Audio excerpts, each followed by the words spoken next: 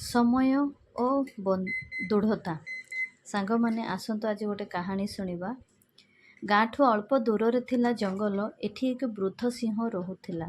ସେ ଗାଁର ବହୁତ ଶକ୍ତିଶାଳୀ ଆଗରୁ ଥିଲେ ମଧ୍ୟ ବୟସରେ ବୃଦ୍ଧ ପାଇ ଏବେ ସ୍ୱୀକାର କରିବା ଉଚିତ ଭାବରେ ପାରୁନାହିଁ। ତେଣୁ ସେ ଏକ ଚତୁର ଯୋଜନା ଚିନ୍ତା କଲା।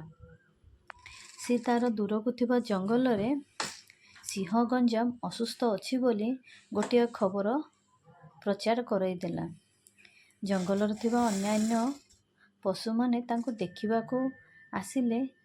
ସିଂହ ହସିକି ଏମିତି କହିଲେ, ମୁଁ ବହୁତ ଅସୁସ୍ଥ ଅଛି। ଏଠି ଆସିଲେ ମୋତେ ସେବା କର ଓ ନାନା ପ୍ରକାର ଖାଦ୍ୟ ନେଇକି ଆସ ବୋଲି।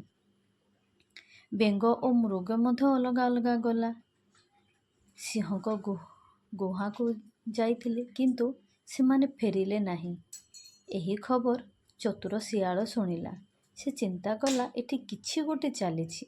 ଶିଆଳ ଗୁହା ନିକଟକୁ ଗଲା, କିନ୍ତୁ ଭିତରକୁ ଗଲା ନାହିଁ। କାହିଁକିନା ଶିଆଳ ହେଉଛି ଗୋଟେ ଜଙ୍ଗଲର ଚତୁର ପ୍ରାଣୀ। ସିଂହ ଏଥିରେ ଶିଆଳକୁ ଧରିବାକୁ ଚେଷ୍ଟା କଲା। ଶିଆଳ ହସିକି କହିଲା, ମୁଁ ଜଙ୍ଗଲର ଏକ ଚତୁର ପଶୁ। ଏଠି ପଶିଲେ ମୁଁ ମଧ୍ୟ ତୁମର ଆହାର ହୋଇଯିବି। ତେଣୁ ମୁଁ ଭିତରକୁ ଯିବିନି।